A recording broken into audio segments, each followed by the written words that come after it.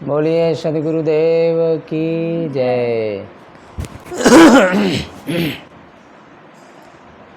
परम पूज्य गुरुदेव जी, पूजनीय संत समाज, धर्म प्रेमी सज्जनों, माताओं बहनों, आप लोगों के समक्ष सदगुरु श्री राम सूरत साहब जी प्रणीत विवेक प्रकाश और सदगुरु अभिलाष देव जो इसकी टीकाकार हैं, बहुत ही मार्मिक ढंग से बड़े सरल शब्दों में आपने इसकी टीका की। एक सहज कम पढ़ा व्यक्ति भी सहजता से समझ सकता है। सदगुरु श्री राम सूरत साहब जी क्या कहना चाहते थे, आप मानो उनके दिल में घुस करके सारी बातें जाने और लोगों के बीच में वो बातें रखे। तो आइए इसी पर कुछ मनन करते हैं। सुजन जन गुरु मते गाओ महान, सार असार परख जड़ चेतन, भेद सकल मत जान, तम अज्ञान समन कर सबहि, तम अज्ञान समन करे सबहि, लहो देवा कर ज्ञान, सुजन जन गुरु मते गाओ महान, सुजन जन गुरु मते गाओ महान। राग देश अरु शत्रु मित्र सब, दुख सुख जग भुगतान, राग द्वेष अरु शत्रु मित्र सब, दुख सुख जग भुगतान, सबसे पृथक परख पद माही, सबसे पृथक परख पद माही, रहो सदा गलतान, सुजन जन गुरु मते गाओ महान, सुजन जन गुरु मते गाओ महान।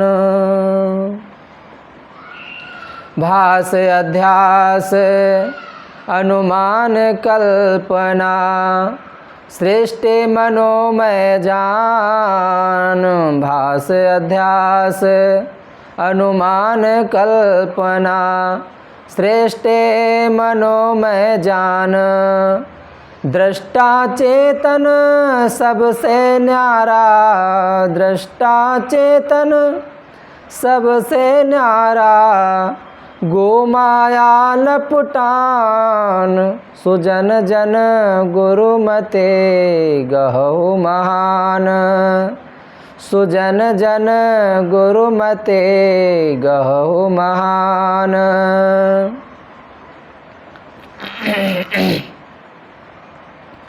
समुदमादे साधन गए निस दिन, हंस लक्ष्य मतिमान,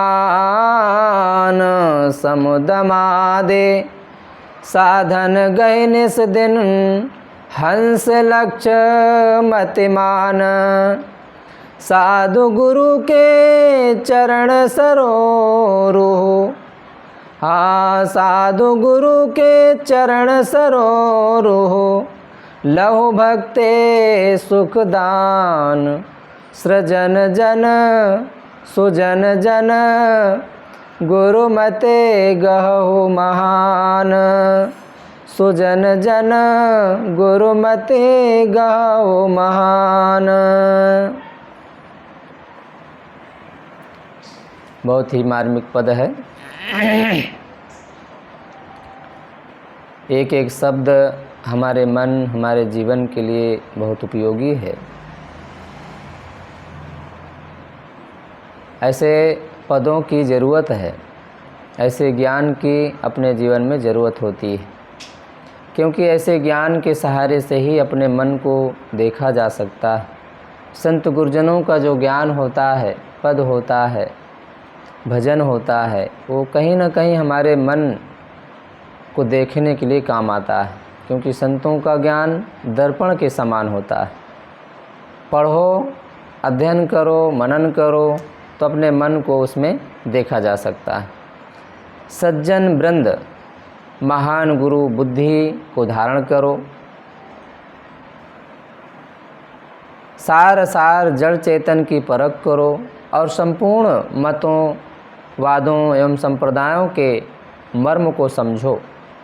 सब प्रकार के अज्ञान रूपी अंधकार को समाप्त करो और सूर्यवत अखंड प्रभापूर्ण स्वरूप ज्ञान धारण करो। मोह और बैर, शत्रु और मित्र, दुख और सुख, सभी जगत प्रपंच बीत जाने वाले हैं, छूट जाने वाले हैं, टूट जाने वाले हैं, क्योंकि ये सब बीच में मिले हैं। इन सभी प्रपंचों से पृथक जो अपना चेतन स्वरूप है, उसी की स्थिति एवं चिंतन में लीन रहो, उसी के ख्याल में डूबे रहो, उसी के बारे में चिंतन करते रहो। भास, अध्यास, अनुमान, कल्पना मनोमय सृष्टि है, मन से संबंधित है, मन की मान्यता है, मन से मानी हुई चीज़ है। जिस दिन ये शरीर छूटेगा, सारे भास, अध्यास, अनुमान, कल्पना सब यहीं का यहीं रह जाएगा। हाँ, सावधानी नहीं होगी तो उनके संस्कार साथ में चले जाएंगे। जो सूक्ष्म शरीर है, जहाँ पर ग्रहण करने की क्षमता है, वो साथ में जाता है। कहने के लिए कहा जाता है कि ना साथ कुछ लाया है, ना साथ कुछ ले जाता है, किंतु वो स्थूल चीज़ ना लाता है, न स्थूल चीज़ कुछ ले जाता है। किंतु जो स्थूल का संस्कार है, जो मान्यताओं का भास, अध्यास, कल्पना है, मनोसृष्टि जो हमारे सामने है, आज जो हमारे मन में, हमारे जीवन में या जहाँ भी हम हैं, अगर हमारे सामने कोई घटना घट रही है तो हमारे मन का ही उद्वेग है, कहीं न कहीं उसमें मन ही शामिल है, मन के संस्कार ही शामिल हैं। इसका दृष्टा चेतन और इससे पृथक वह अपने भूलवश इंद्रियों भोगों में लिपटा है। अतः रात दिन सम दम आदि साधनों को धारण करके अपने को विषयासक्ति से पृथक करो। हे बुद्धिमान मनुष्य, तुम हंसवत विवेकी हो, तुम्हारा उद्देश्य निर्क्षीर विवेक करना है। इन सभी के लिए विवेकी संत गुरुजन के चरण कमलों में सुखदायी भक्ति धारण करो। दुनिया से बचने का अगर कहीं कोई उपाय है तो संत गुरुजनों का शरण है, उनके चरण है, उनकी भक्ति है, उनकी सेवा है। क्योंकि हमारे जड़ बुद्धि या जड़ संस्कारों को तोड़ने के लिए, फोड़ने के लिए, फेंकने के लिए संत गुरुजनों का ज्ञान और उनकी भक्ति, उनकी सेवा ही काम आ सकती है। सद्गुरु के श्रेष्ठ विचार ही गुरुमति एवं गुरुबुद्धि है। उसको धारण करके उसके अनुसार आचरण बनाने से ही मानव जीवन का कल्याण है। पंच विषययुक्त यह संसार शरीर सारहीन है और अपना चेतन स्वरूप सार है। अतः जड़ विषयों से हटकर अपने चेतन स्वरूप में ही स्थित करो। जड़ और चेतन दुनिया में दो ही तत्व हैं, है ना। दो के अलावा दुनिया में कुछ नहीं है। पाप और पुण्य, जड़ और चेतन, नर और नारी, धर्म और अधर्म, रात और दिन, दुनिया इसे कहते ही है। इसीलिए दुनिया कहा गया क्योंकि दो से बनी है। एक को हटा देने से एक का कोई महत्व नहीं है। चेतन अगर ना हो तो जड़ का क्या महत्व है, अपने आप में वो रहे। वो भी सदा से है, अजर है, अमर है एक प्रकार से। यहाँ की जो तत्व, 4 तत्व हैं, 5 तत्व हैं, वो कभी नष्ट थोड़ी होते हैं, सदा से हैं, सदा रहेंगे। लेकिन उनका क्या महत्व है, उनकी तुलना या उनकी व्याख्या करने वाला कौन है? कभी धरती ने अपनी गरिमा को बताया, कभी सूरज ने अपनी गरिमा को बताया, अपनी महिमा को गाया किसी के सामने, या पानी अपनी शीतलता का बखान किया? नहीं। उसका बखान करने वाला, उससे हट करके ये चेतन है, ये मानव है, प्राणी है, जिनके रहने से उनका महत्व है। पानी बहुत शीतल है, मानो अंदर ही अंदर वो पुकार रहा है कि आओ मुझे पियो और शीतल हो जाओ, लेकिन पीने वाला ना हो तो उसका क्या महत्व है? लेकिन अब जड़ ना हो, पानी ना हो, मिट्टी ना हो, आग ना हो, हवा ना हो, तो चेतन का भी अपना महत्व नहीं है। अपने आप में उसका बहुत महत्व है, क्योंकि अजर है, अमर है, अखंड अविनाशी है। दूसरे के महत्व को उसको ज़रूरत ही नहीं है। लेकिन दुनिया की दृष्टि से, व्यवहार की दृष्टि से अगर देखा जाए तो जड़ के बिना उसका क्या महत्व है? अगर जड़ ना हो तो एक दूसरे का संबंध ही नहीं होगा, क्योंकि एक दूसरे से अगर संबंध है तो जड़ के द्वारा ही तो है, प्रकृति के द्वारा ही तो है। जब प्रकृति ही नहीं है, जड़ ही, चेतन ही नहीं है, तो कुछ नहीं है। ये व्यवहार है। जड़ को किसी की ज़रूरत नहीं है, ऐसे चेतन को भी किसी की ज़रूरत नहीं। ये अपने आप में पूर्ण है। श्री निष्ठा साहब जी की पुस्तक में पढ़ रहा था, अच्छा और इच्छा। अच्छा कोई तब तक लगता है जब तक उसमें इच्छा नहीं होती। जब इच्छा बन जाती है तो अच्छाई उसकी ख़त्म हो जाती है। इच्छा ही दुख का कारण है। इच्छा ही हमारे जड़ संस्कारों को पुष्ट करता है। इच्छा के द्वारा ही हम भटकते हैं, दर दर की ठोकरें खाते हैं। अच्छा और इच्छा, जब फूल में रहता है, पेड़ में रहता है तो अच्छा लगता है, लेकिन इच्छा उसे तोड़ देती है। तोड़ करके उसे हाथ में रखे बिल्कुल तोड़ करके फेंक देती है। और जैसे वो पेड़ से टूटा कि उसकी सारी अच्छाई खो जाती है। जब तक प्रकृति में है तब तक वो अच्छा लगता है। ऐसे मानो जब तक अपने में है, अपनी मर्यादा में है, अपनी सीमा में है, अपने आप में है, अपने घर में है, अपने परिवार में है, और अध्यात्म की दृष्टि से अपनी आत्मा में है, तब तक वो बड़ा प्यारा है, बड़ा अच्छा लगता है। लेकिन जैसे ही उससे हट करके, अब हटता कब है? जब इच्छा होती है किसी से मिलने के लिए, कुछ खाने के लिए, कुछ देखने के लिए, कुछ चखने के लिए, कुछ सुनने के लिए, सूंघने के लिए। जब इच्छा बनती है तो अपनी अच्छाई को खो करके वो इच्छा के चक्कर में पड़ जाता है, क्योंकि जैसे ही इच्छा किया कि उसकी सारी अच्छाई ख़त्म। क्योंकि अपने आप से हट जाने के बाद ही उसकी अच्छाई का कोई महत्व नहीं रह जाता। इसी प्रकार जब तक प्रकृति में है, प्राणी अपने मर्यादा में है, फूल अपने पेड़ में है, तब तक बहुत प्यारा है, बहुत अच्छा है। अगर वो वहीं पर रहे, अब ये है कि अब इच्छा का भी अपना महत्व है, क्योंकि इच्छा ना हो तो हार नहीं बनाया जा सकता है। इच्छा ना हो तो फूल ही रहेगा, हार नहीं बन पाएगा, किसी मंदिर में नहीं चढ़ पाएगा, किसी संतों के गले का हार नहीं बनेगा, या चरणों का एक प्रकार से जो समर्पण है वो नहीं हो पाएगा। कहीं न कहीं इच्छा में भी उसका महत्व है। लेकिन ये जो किया जाता है, इस इच्छा के पीछे कहीं न कहीं चेतन को, आत्मा को समझने के लिए, या जड़ से भिन्न करने के लिए, या दोनों के महत्व को समझने के लिए, या फूल के महत्व को समझने के लिए ये इच्छा की ज़रूरत है।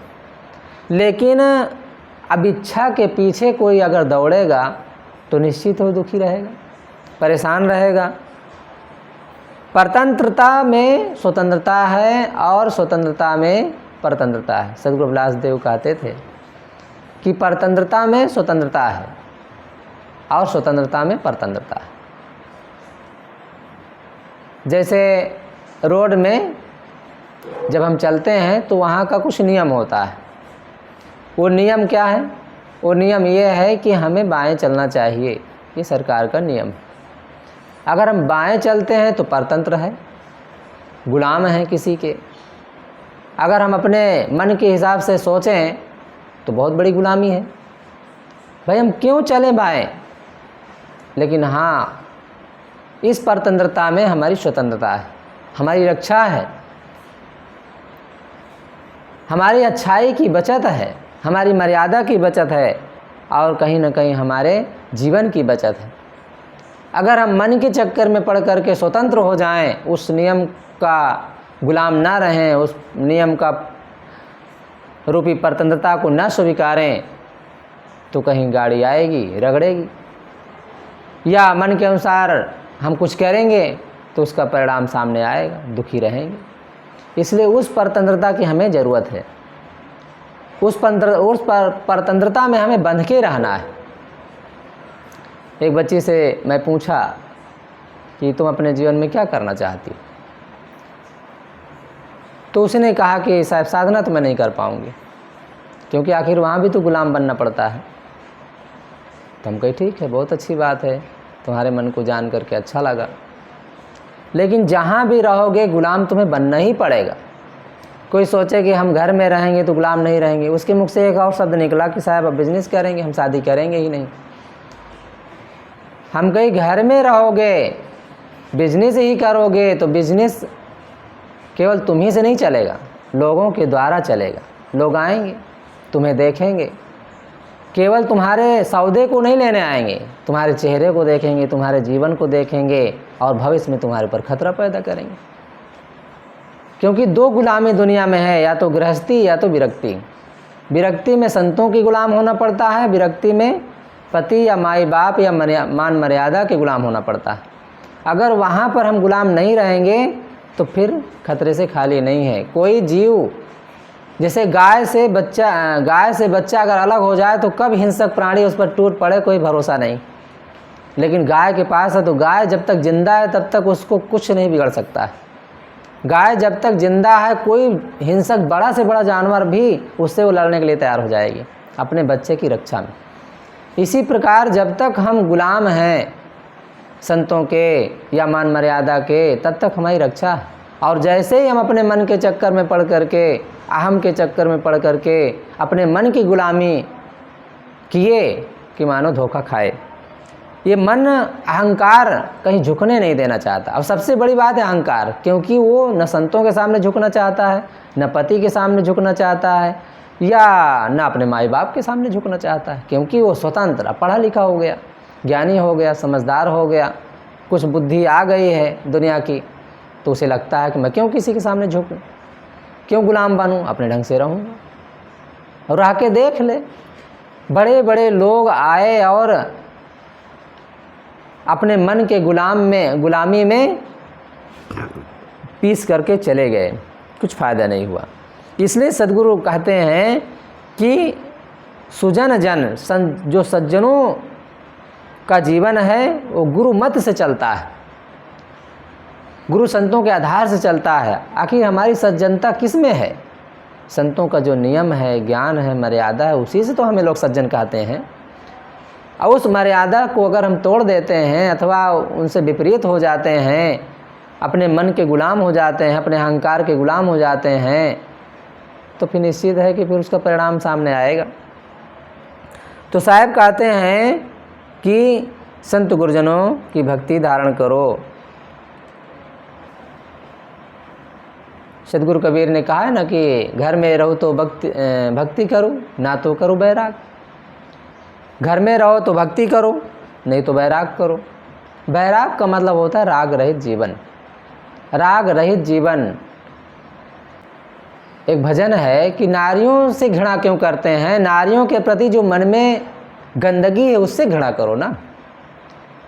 नारियों से घृणा करने से तो ये धरती से नारी हट नहीं जाएगी, वो तो रहेगी। समय से आएंगे, हमारे भोजन बनाएंगे, समय से आएंगे, सामने उनका चेहरा दिखेगा, उनका जीवन दिखेगा, उनकी बातें हो सकते गाड़ी मोटर ट्रेन में उनका टच भी होगा। कहाँ जाओगे उनसे भाग करके? उनसे घृणा ना करें, बल्कि जो उनके प्रति दुर्भावना बनी है मन में उससे घृणा करो, लेकिन वही नहीं हो पाता है। उसी के चक्कर में पड़ करके तमाम तरह के दुख लोग आते हैं। जीवन है, जीवन का ऐसे नारियों को समझना चाहिए कि भाई जो पुरुषों के प्रति मन में घृणा या तमाम तरह की बातें भरी हुई है, गंदगी भरी हुई है, उसे घृणा करें।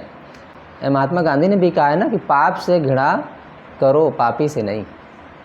पाप से घृणा करो, पापी से नहीं। पापी तो रहेंगे, लेकिन किसके कारण वो पापी है उस चीज़ से घृणा करो, क्योंकि उस चीज़ से जब घृणा करते हैं तब उस चीज़ से हम बच पाते हैं। जब तक उस चीज़ से बचेंगे नहीं तब तक हमारा जीवन नहीं रह जाता है। जैसे फूल जब तक पेड़ में है तब तक फूल है, उसके बाद फिर उसकी सारी सुगंधी या सारा सुख, सारी अच्छाई सब बदल जाता है। इसलिए सद्गुरुदेव कहते हैं कि गुरु संतों का सहारा लेकर के अपने राग द्वेष अज्ञान को दूर करो और सार को परखो, क्योंकि असार शरीर से ले करके सारा संसार सब असार तो है। हमारे चेतन में, चेतन से जो हमें अलग कर दे हमारे लिए वो असार ही है। हमारी आत्मा से जो हमें भटका दे वो हमारे लिए असार ही है। हमारी आत्मा से हमें दूर कर दे हमारे लिए वो असार ही है। इसलिए असार को समझना है, सार को समझना है। सार अपनी आत्मा है। इसके लिए हिम्मत से काम लेना है, क्योंकि गिरते हैं सहस्बार मैदान जंग में, वो तिल्फ क्या गिरेंगे जो घुटनों के बल चले। गिरता वही है जो घुड़सवार होकर के मैदान में युद्ध के लिए लड़ रहा होता है, वही गिरता भी है, फिर उठ के लड़ने लगता है। वो तिल्फ क्या गिरेंगे जो घुटनों के बल चले। वो बालक क्या गिरेगा जो पहले से ही घुटनों के बल चल रहा है, तो गिरने का डर ही नहीं उसको। लेकिन वो कुछ सक्सेस भी तो नहीं है, उसका नाम भी तो कुछ नहीं हो सकता है। बस जहाँ है वहीं है, बच्चा रहेगा। अपने मन को समझने के लिए साहब ने एक उदाहरण दिया है, धीरे धीरे रे मना धीरे सब कुछ होए, माली सींचे सौ घड़ा ऋतु आए फल होए। धीरे धीरे हम लगे रहें। साहब जी कहा करते हैं, लगा रो बनिया ढुका रो चोर। बनिया लगा रहता है तो एक दिन बहुत बड़ी धनी हो जाता है। कल आया तो एक भगत बता रहे थे कि एक बनिया छोटी सी कोठरी में अपनी दुकान खोला, आज उसके कई शहरों में बड़े बड़े मकान। अब ऐसा नहीं कि वो छोटी सी कोठरी उसकी छूट गई, आज भी उसमें वो दुकानदारी करता है। कहाँ से आ रहा है आखिर पैसा? उसी छोटी सी दुकान में अपने सारे बच्चों को दुकानदारी करवा दिया, बड़े बड़े घर बना लिया। क्यों ऐसा सक्सेस हुआ? क्योंकि वो लगा रहता है, बड़ा ईमानदारी से लगता है और अपनी पुश्तैनी धंधा समझ के लगता है और एक प्रकार से अपनी खेती समझ करके लगता है, तब वो सफल होता है। अब हम लोग हैं, अगर उससे कुछ बिजनेस करना चाहे तो पहली बात तो अकड़बाजी के साथ, हमारे से कौनों से कम है क्या, इस भाव के साथ दुकानदारी करते हैं। कोई सामने ग्राहक आता है तो उसके सामने झुकना नहीं चाहते हैं, अकड़बाजी होती है मन में, तो थोड़े दिन में लोग आना बंद कर देते हैं, सारा दुकानदारी बंद हो जाती है। अब यूब करके मन झटक पटक करके लाखों का मशीन सब पड़ा का पड़ा मुरझा के ख़त्म हो जाता है, सब बंद हो जाता है, क्योंकि हमारी ईमानदारी नहीं है उसके पीछे। अभी हम कहीं भी रहें, अगर ईमानदारी उसमें रहेगी तो निश्चित उसमें हम सफल होंगे किसी भी क्षेत्र में, क्योंकि जो सोचा जाता है वो हम वही होते हैं। जो मन में सोचेंगे वही तो होंगे। अच्छा सोचेंगे तो अच्छा हो जाएंगे, बुरा सोचेंगे बुरा हो जाएंगे। जब हमारे अंदर विवेक होता है, देखो विवेक अच्छा बुरा दोनों रहेगा। हमारे जीवन है, शरीर है, अच्छा बुरा से बना हुआ है। अच्छा है इसलिए संत गुरुजनों के दर्शन हो रहा है, बुरा है इसलिए इसमें तमाम तरह के दुख का अनुभव कर रहे हैं। अच्छा बुरा दोनों रहेगा। लेकिन अपने सोच को, अपने चिंतन को, अपने भावनाओं को कि खीर में से दूध में से खीर, दूध में खीर बना लें, ऐसे दुख में से सुख निकाल लें, ये विवेक करता है। अगर हमारे अंदर विवेक है तो गंदगी को भी, जैसे टट्टी को भी लोग खाद बना सकते हैं, विष को भी लोग जहर बना सकते हैं। ऐसे ही जब हम अपने विवेक का सहारा लेते हैं तो इसी गंदगी में रह करके अपने जीवन को अच्छा बना सकते हैं, अपने अंदर श्रद्धा, भक्ति, प्रेम पैदा कर सकते हैं। क्योंकि गंदगी से हम हट नहीं पाएंगे। कहाँ से हटेंगे? ये शरीर, यह संसार सब गंदे तो है, जहाँ पैर रखो गंदे तो है। पसीना आ रहा है, नाक आ रही है, कहीं कान से गंदगी आ रही है, पूरा शरीर है तो गंदा है। मुख से कहीं गंदगी आ रही, कचड़ा, देखो आखिर ये शरीर है। अब इसमें तमाम तरह के अंदर अंदर रोग। अब उसके लिए दवा खाओ, डॉक्टर के पास जाओ, उनके जी हुजूरी करो, पैसा ऊपर दो, उनके सामने झुको, डॉक्टर साहब कहो। कितना आखिर ये शरीर में दुख है तो दुख है। लेकिन हाँ, अब ऐसा तो है नहीं कि कोई ऐसा देश है वहाँ चले जाओ सारा दुख खत्म हो जाए। ऐसा कोई इंजेक्शन तो नहीं है कि जो लगा लो सारा दुख खत्म हो जाए। ऐसा कोई टॉनिक या कोई दवाई भी नहीं है जिसको खा करके बिल्कुल स्वतंत्र हुआ जा सके। कुछ नहीं, इसी गंदगी में रह करके अपने जीवन को जीना है। सोच, कहा जाता है कि एक व्यक्ति था, पढ़ा लिखा, योग्य था। सुबह पहर वो अपने दरवाजे पर बैठ करके दातून करता था और रोज़ डेली सुबह टाइम था, सुबह मानो 7 बजे दातून करता था। तो 7 बजे ही एक यादव कई भैंसों को लेकर के चराने जाया करते थे। तो उधर से जा रहे थे, जाते रहते थे, तो वो दातून करते जाता और सोचता। एक भैंस उसमें ऐसी थी जिसकी सींग पूरा गोलाकार मुड़ी हुई थी। तो वो रोज डेली सोचता था कि हे भगवान, यदि इसके सिर में किसी का सिर घुस जाए सींग में तो क्या होगा। रोज़ सोचता था। महीनों बीत गए, दातून करे, भैंस आए और वो उसके मन में ये बात ज़रूर आए। सोचते सोचते एक दिन क्या हुआ कि दातून फेंक करके वो स्वयं जा करके उसके सिर में घुस गया, सींग में उसके अपना सिर घुसा दिया। अब मोटी भैंस उछली, दौड़ी, भागी, झटकी पटकी और कस के पकड़ लिया। अब सींग फंस गई, ना पकड़े तो गर्दन टूट जाए। फंस करके पूरा सींग में कस के पकड़ लिया और भैंस बिल्कुल भागते भागते थक गई, दौड़ करके पानी में घुस गई। पानी में थोड़ा हल्का उसको महसूस हुआ, 2-4 बार डुबाई।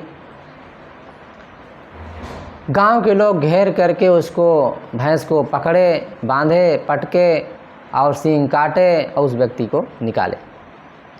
बहुत देर में वो होश में आया, बेहोश हो गया था। बहुत देर में होश आया। लोगों ने पूछा कि पढ़े लिखे हो, ज्ञानी हो, समझदार हो, सींग में क्यों सिर डाल दिए? कुछ सोचे नहीं? कहाँ? अरे 1 महीना से तो यही सोच रहा था। मैंने ये सोचना, अपना ही सिर उसमें घुसा देना, ये कितना नादानी की बात है। कहीं ना कहीं हमारी सोच भी वैसे ही है, हमारा जीवन भी वैसा ही है।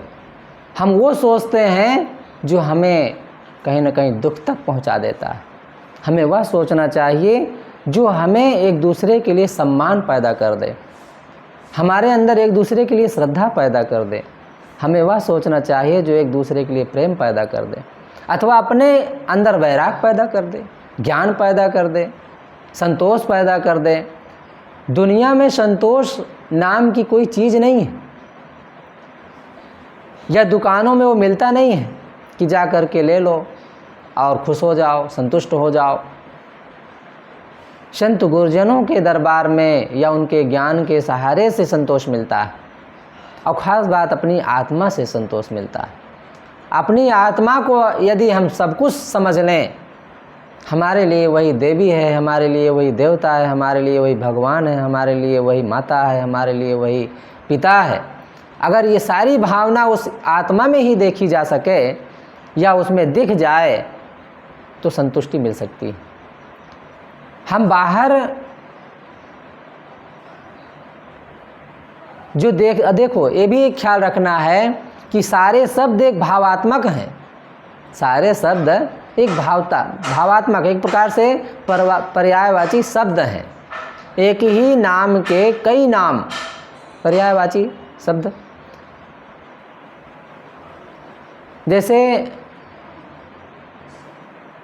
हम डॉक्टर के पास जाते हैं, लोग हमें भाई कहते हैं, लोग हमें पिता कहते हैं या गुरु कहते हैं या संत कहते हैं या साधु कहते हैं, कुछ भी कहते हैं।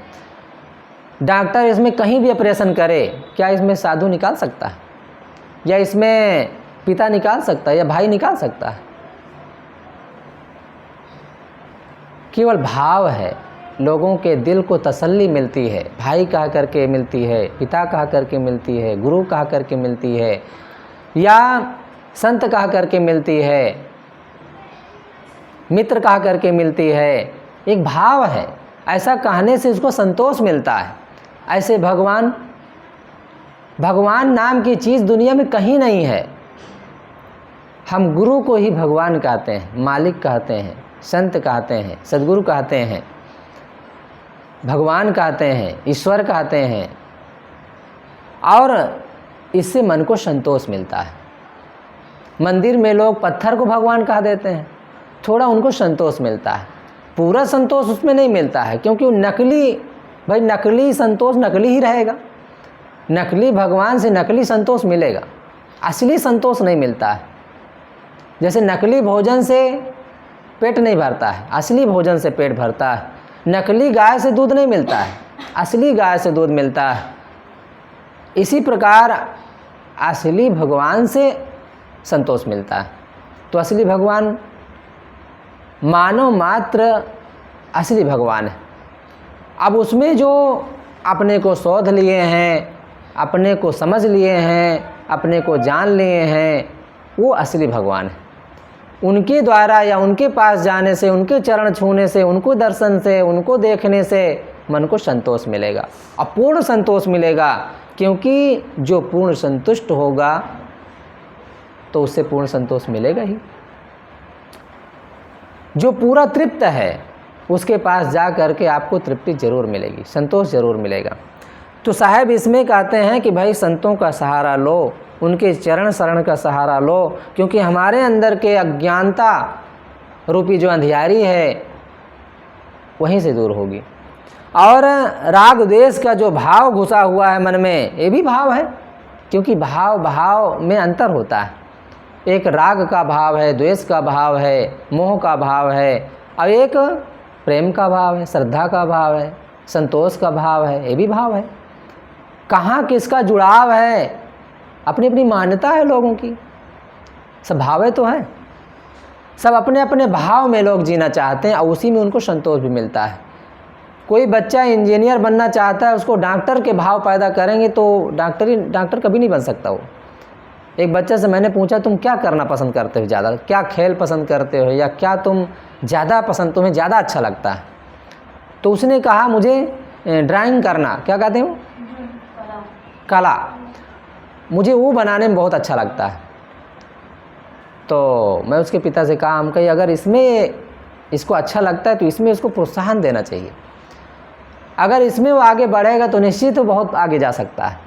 अगर उसको तुम अपने ढंग से कुछ बनाना चाहोगे तो बस आपके जैसा आप बढ़े हैं, जितनी दूर आप गए हैं उतनी दूर वो भी बन करके रह जाएगा, आगे नहीं बढ़ पाएगा, क्योंकि आगे के बारे में वो सोच ही नहीं पाएगा।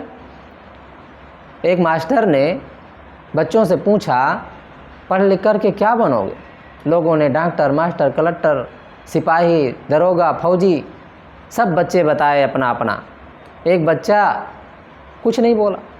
मास्टर ने पूछा कि बेटा तुम क्या बनोगे? तुम कुछ बोले नहीं, फिर नहीं बोला।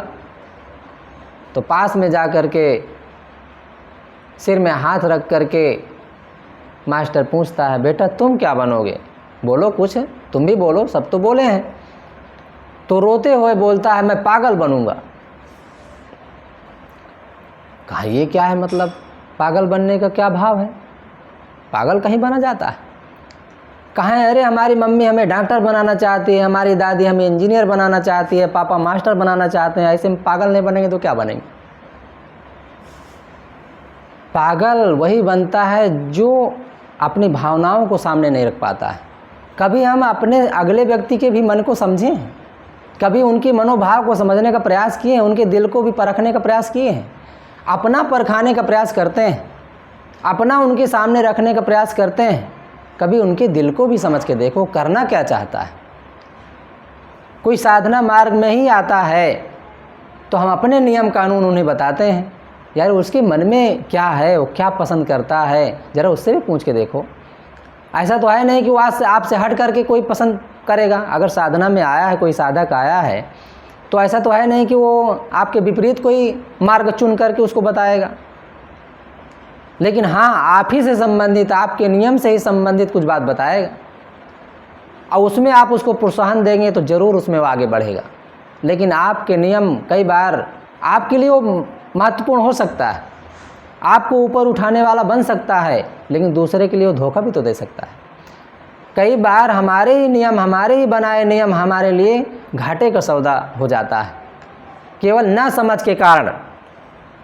तो नियम का अपना महत्व है, क्योंकि सदगुरु कबीर साहब ने कहा है, नियम जगावे प्रेम को, प्रेम जगावे जीव, जीव जगावे शिव को, वही जीव वही शिव।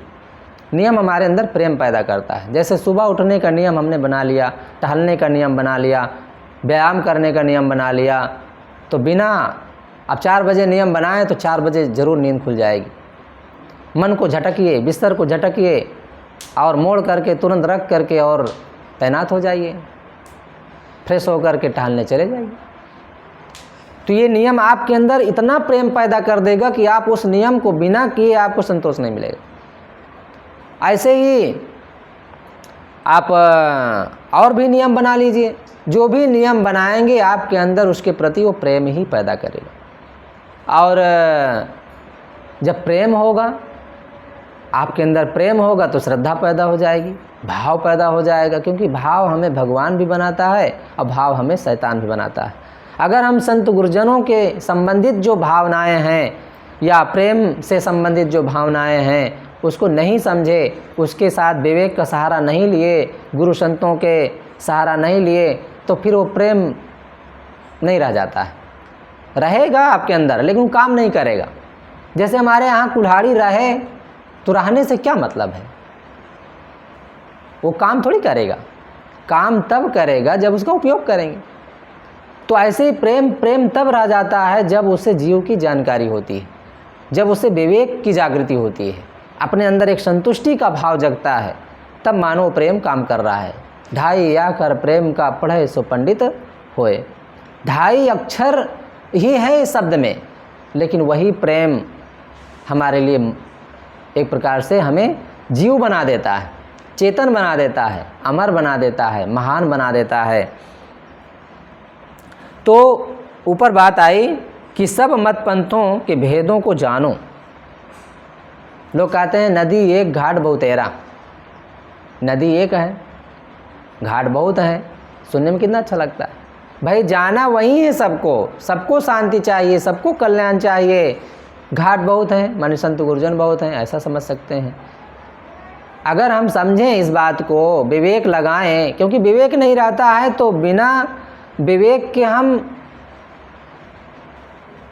शब्दों को भी सत्य समझ लेते हैं, ये भूल जाते हैं। जब विवेक होता है तब समझ में आता है कि एक शब्द करे औषधि, एक शब्द करे घाव। एक शब्द औषधि का काम करता है और एक शब्द घाव का काम करता है। ये विवेक के बाद समझ में आता है। जब विवेक नहीं रहता है तो ये समझ में नहीं आता है। तो हमें विवेक से ये समझना है कि नदी एक घाट बहुतेरा। नदी एक है ये भी सच है, घाट बहुत हैं ये भी सच है, लेकिन घाट घाट में अंतर है, ये विवेक है। घाट घाट में अंतर है नहीं। एक घाट ऐसा है जहाँ आप आराम से डुबकी लगा करके नहा सकते हैं, कोई खतरा नहीं होगा। लेकिन एक घाट ऐसा भी है कि थोड़ा चूक जाओ तो आप बहा सकते हैं, डूब सकते हैं, धोखा खा सकते हैं, परेशान हो सकते हैं। और दुख का सामना करना पड़ सकता है। ऐसे ही संत गुरजन घाट हैं और शांति सुख ये नदी है। तो नदी का होना तो ठीक है, शांति ही देगा, वो संतोष ही मिले, वहाँ संतोष के लिए ही जाया जाता है। लेकिन घाट घाट में संतों में अंतर है। एक संत ऐसा है जो आपका पत्थर का पुजारी बना सकता है, एक संत ऐसा है जो आपको आकाश का पुजारी बना सकता है, एक ऐसा संत है जो जड़ का पुजारी बना सकता है, लेकिन उसी में एक ऐसा संत है जो आपको मानव का पुजारी बनाएगा। उसी में एक ऐसा संत है जो आपको चेतन का पुजारी बनाएगा। उसी में एक संत ऐसा है जो आपको स्थिति स्वरूप स्थिति की बात बताएगा और सारे संसार से सारी मान्यताओं को हटा करके आपको मुक्ति की बात बताएगा। संत तो सब हैं, सब उसी, कोई सींग पूंछ तो है नहीं, उनकी कोई पहचान तो है नहीं, बस उनकी भावना, उनके शब्द, उनकी बातें ही पहचान कराती हैं। और वो भी पहचान तब होता है जब हमारे पास विवेक होता है। विवेक ही सही गलत का निर्णय देता है। तो हमें इस बात की समझ होनी चाहिए। नाना मत पंथों में सार बातों के अतिरिक्त जहाँ तक अन्य मान्यताएं हों, सब धोखा रूप समझो। सभी दृश्यों का दृष्टा अपना चेतन स्वरूप अविनाशी है, जो अंश अंशी कारण कार्य तथा व्याप्य व्यापक से रहित है। पांचों विषयों की आसक्ति एवं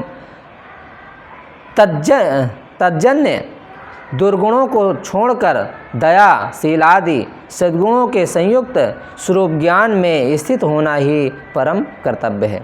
यह सब प्रत्यक्ष विवेकी सद्गुरु संतों की सेवा भक्ति से ही सुलभ हो सकता है।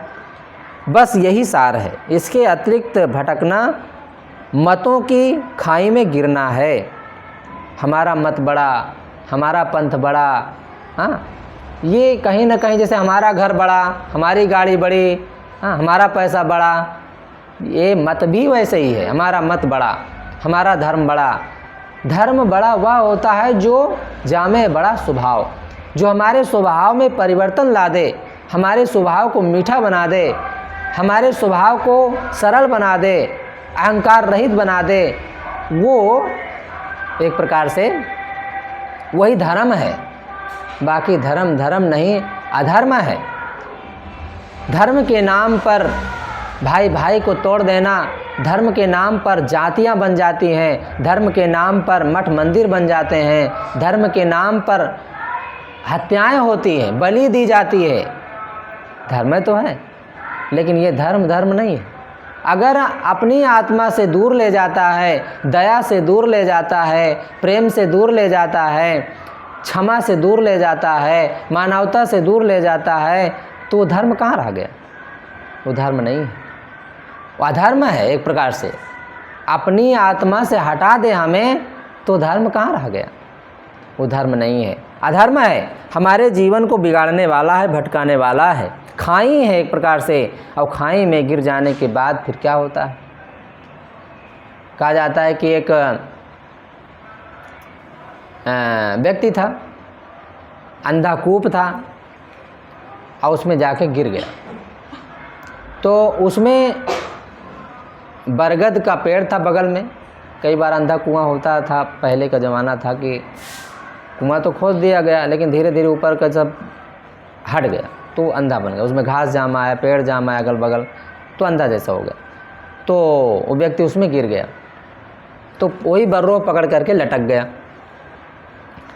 अब नीचे देखता है तो तमाम अजगर, बड़े बड़े सांप, बिच्छी और विषैले जंतु भरे पड़े हैं। अब सब ऊपर ताके हैं कि आप गिरा तो हम खाएं। और ऊपर बर्रो पकड़े हैं और ऊपर मधु छत्ता लगाए रखा था, तो उसमें से कुछ रस टपक रहा था। तो उसके मुख में 2-4 बूंद चला गया तो उसको बड़ा अच्छा लगा, तो बस उसी को चूसने लगा। अब देखो, पकड़ करके उसको चूसने लगा वो। और चूसना तो चलो ठीक है, चूस ले, लेकिन अब सफ़ेद और काले 2 चूहे थे जो बर्रो को काट रहे थे। और ये वो देख रहा था कि बर्रो काट रहे हैं, अगर मैं नहीं निकलूँगा थोड़ी देर में टूटेगा, मैं गिरूँगा तो विषैले जंतु मुझे खाएंगे। ये देख रहा था वो, फिर भी उसे रस बड़ा प्यारा लग रहा था और उसको चूसने में वो लगा था, चाटने में लगा हुआ था। अब इसका ये उदाहरण है, सिद्धांत ये है कि सफ़ेद और काले जो चूहा हैं वो रात और दिन है। ये रोज़ का रोज़ हमारे जीवन को कमज़ोर बना रहे हैं, शरीर रूपी बर्रों को काट रहे हैं, और जो जीव इसमें लटका हुआ है वो दुनिया का जो आकर्षण रूपी मधु है उसको रस ले रहा है। दुनिया का जो कहीं ना कहीं दिखाई दे रहा है ना, आकर्षण शब्द से संबंधित, आँखों से, रूप से संबंधित, या कहना चाहिए कि जीभ से संबंधित जो बातें हैं, रस है, वहाँ पर ये जीव आनंद मान रहा है। जान रहा है कि शरीर रोज़ का रोज़ घट रहा है, शरीर रोज़ का रोज़ जा रहा है, कमज़ोर हो रहा है, फिर भी उधर उसे मज़ा आ रहा है। और अंदर जो खाई है, कुआं है, नीचे जो काम, क्रोध, लोभ, मोह, तमाम तरह के विषय वासना, ये गंदगी रूपी अजगर भरे पड़े हैं। और वो अब गिरा माने अब मैं गिरा दूं, खा लूं, ऐसा एक प्रकार से वो देख रहे हैं, इंतज़ार कर रहे हैं। लेकिन जीव को कहाँ समझ में आता है? जीव को समझ में तब आता है जब विवेक होता है और संतों का सहारा होता है।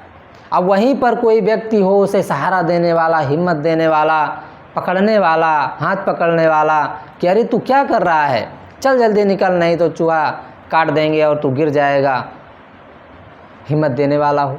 और हिम्मत को उपयोग करने वाला भी चाहिए। बहुत तो संत गुरुजन तो हिम्मत देते हैं, लेकिन ये मन जड़ बुद्धि का हो गया है, ये स्वीकार ही नहीं करता है। तो आज हम जिन क्षणभंगुर प्राणी पदार्थों के मोह में, लोभ में, वासनाओं में, विकारों में पड़े हैं, ये सब पलक मारते छूट जाने वाले हैं। अज्ञानतावश ही लोग सांसारिक पदार्थों को अपनाने के लिए परस्पर छीना झपटी करते रहते हैं। जिनके लिए हम मोह बैर में पछते हैं, वे सब सारहीन हैं, क्षणभंगुर हैं। एक सवैया में बात आती है, वह मित्र व राग रुदो से वह सुख रुमान तमाम छूटेंगे। ऐसे दिन एक आए पड़े सब पानी के कुल्ला न जाए घुटेंगे। जाहे तो आपन मानी रहो वह देखत ही सब लोग लुटेंगे। जाहे तो आपन माने रहो है, जाए तो आपन माने रहो वह देखत ही सब लोग लुटेंगे। मानहु बात ये जात जमात हो आज ही काल में प्राण छूटेंगे, आज ही काल में प्राण छूटेंगे। पांचों विषयों में सुख का प्रतीत होना भास है। विषयासक्ति के गहरे संस्कार में संस्कार ही अध्यास हैं।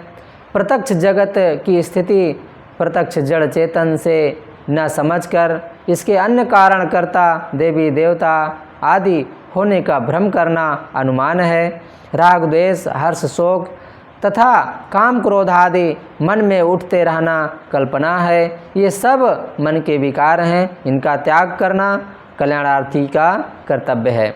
मानसिक विकारों का नाश करना सम है तथा इंद्रियों को उत्तेजना से रहित रखना दम है। इस प्रकार सम दम आदि का अभ्यास करके मन को निर्मल बनाओ। जीवन की श्रेष्ठता तथा सुख मन की निर्मलता में ही निहित है। परंतु इन सब के मूल में पूज्य गुरुजनों के चरणों में अघटित भक्ति श्रद्धा रखने की आवश्यकता है। गुरुजनों से प्रेम शब्दों की परिभाषा भी हमें समझे रहना चाहिए। हमारी जो परिभाषा है या विवेकी संतों की जो परिभाषा है, कोई हठता पूर्वक नहीं होती। जैसे पारखी संतों में आनंद को बुरा माना जाता था, आनंद को बुरा माना जाता था कि आनंद बहुत बेकार शब्द है, आनंद शब्द नहीं कहना चाहिए। और भी अन्य मत के लोग सुख को बुरा मानते थे कि सुख विषय सुख है, सुख को नहीं मानना चाहिए। तो विवेकी एक विवेक करने के बाद सद्गुरु विलास देव ने इसको दोनों को समन्वित किया कि आनंद हो, सुख हो, कोई भी हो, उसका आप प्रयोग किस ढंग से करते हैं। जैसे चाकू आपके पास है, उसका आप कैसे प्रयोग करते हैं वो आपके ऊपर है। मोबाइल है आपके पास, उसको कैसे प्रयोग करते हैं वो आपके ऊपर है। आप उससे क्या देखना पसंद करते हैं वो आप के ऊपर है। कोई आपके पीछे तो पड़ा नहीं रहेगा, आप उसमें क्या देखते हैं आप जाने। हाँ, लेकिन उसमें बहुत कुछ देखा जा सकता है, अच्छा भी बुरा भी, सब देखा जा सकता है। ऐसे ही चाकू का प्रयोग रक्षा के लिए भी हो सकता है, मारने के लिए भी हो सकता है। एक व्यक्ति जा रहा था, पीछे से एक व्यक्ति चाकू लगा दिया और कहा था जो सामान तुम्हारे पास है हमें दे दो, नहीं मार देंगे। और ऐसे ही करते करते दूसरा व्यक्ति आया, उसके पीछे चाकू लगा देता है और कहा था उसे छोड़ दो, नहीं मार देंगे। देखो, दोनों चाकू का काम मारना ही है, लेकिन भाव में कितना अंतर है। एक में बचाने का भाव है और एक में मारने का भाव है। एक व्यक्ति केचुआ को जानबूझ करके खोद करके मारता है, लेकिन किसान भी तो मारता है। हल जोतने जाता है तो कितने केचुआ मर जाते हैं, लेकिन उसकी भावनाओं में क्या है, हल जोतने का भाव है, मारने का भाव नहीं है। इसलिए वो पाप नहीं है, उसे पाप नहीं लगता है। अगर 2-4 केचुआ मर भी गए तो हजारों लोगों को अन्न पैदा करके वो देता है, तो उससे डबल पुण्य भी तो कमाता है। और केचुआ मारने वाला तो केचुआ को तो मारा ही, साथ साथ मछली को मारता है, और मछली को मारता तो है ही है, लेकिन मारने मारने मारने करते करते उसके संस्कारों को ग्रहण कर लेता है और अपने जीवन को नरक बना लेता है। क्योंकि हर क्षण उसके मन में ये दिखने लग जाता है कि मारो मारो मारो, कोई सामने देख। जैसे वही वाली बात कि एक व्यापारी कहना चाहे कि एक सुग्गा था, चोर के हाथ बेच दिया, अब एक साधु के हाथ बेच दिया। तो साधु के यहाँ जो सुग्गा था, आइए आपका स्वागत है, राम राम भैया, ऐसा सिखा दिया। और दूसरा मारो पकड़ो मारो पकड़ो, ऐसा सिखा दिया। तो जंगल में रहते थे, चोर के बीच में पड़ गया वो सुग्गा। तो जब कोई आवे तो पकड़ो मारो ऐसा कहता था। और जो साधु के बीच में था, जब कोई सामने दिखे तो आइए भैया स्वागत है, बैठिए, ऐसा कहता था। राम राम ऐसे शब्द कहता था। देखो, संगत का असर पड़ा, भावनाओं का असर पड़ा। एक संत की संगत में राम राम सीख गया, स्वागत करना सीख गया, उसके अंदर भाव आ गया। और एक के अंदर दुष्टता आ गई, मारो पकड़ो की भाव बन गया। अब जब भी वो किसी को देखेगा मारो पकड़ो यही सब कहेगा। इसी प्रकार मारने का भाव करते करते करते करते वही संस्कार बन जाता है और वही जीवन के लिए नरक बना देता है। लेकिन संग का रंग अगर विवेक पूर्वक समझदारी पूर्वक किया जाए तो चोर के बीच में भी अपने जीवन को बदला जा सकता है, गंदगी में भी रह करके अपने को बदला जा सकता है, अच्छा बनाया जा सकता है। छोटी सी बात कहा जाता है, सद्गुरु विलास देव एक बार ट्रेन में जा रहे थे। ये विनम्रता पर है, सरल अपने को कैसे बनाएं। कुछ संतों, सुबह का समय था, फ्रेश होना था, संत गए गुरु जी से बोले कि साहब जी उधर का गंदा है, उधर नहीं जाना है। गुरु जी कुछ बोले नहीं, मुस्कुराए। और समय जब आया तो गुरु जी अपना गिलास लिए, साबुन लिए, चले गए। वहाँ गए, पहले शौचालय को साफ़ किए, साफ़ करके फिर अपना हाथ मांजे, फिर फ्रेश हुए, फ्रेश होकर के आए, कुल्ला दातुन करके फिर संतों से कहा कि संतों सफाई हो गई है, आप लोग जा सकते हैं। ये सरलता, ये आदर्श, ये ज्ञान, ये विनम्रता कितना ऊंचा है। वो गुरु थे, उन्हें नहीं करना चाहिए, लेकिन उनकी दृष्टि से, लोगों को सिखाने की दृष्टि से, लोगों के अहम को तोड़ने की दृष्टि से कितना बड़ा एक प्रकार से तलवार है। कई बार देखते थे हम गुरु जी को, गुरु जी प्रवचन में भी बताते थे कि बाथरूम गए, अब गंदगी है वहाँ तो झाड़ू लगाने लग जाते थे, अगर गंदगी है तो वहाँ धोने लग जाते थे। और हम घृणा करते हैं, हमें लगता है हम नहाए हैं, अब अगर साफ करेंगे तो गंदा हो जाएगा। ऐसा कुछ नहीं है। अब यह है कि नहाने के समय करें तो और अच्छी बात है, लेकिन जब हमारे सामने ऐसी बात कोई आए तो तुरंत जुड़ जाना चाहिए। इसमें खास बात अपने मन को सरल बनाने वाली बात है, क्योंकि वही करने से लोग डरते हैं। सद्गुरु रविदास देव जब बर्तन मांजने जाते थे तो सबसे बड़ा जो बर्तन होता था उसे छूते थे। क्यों ऐसा छूते थे?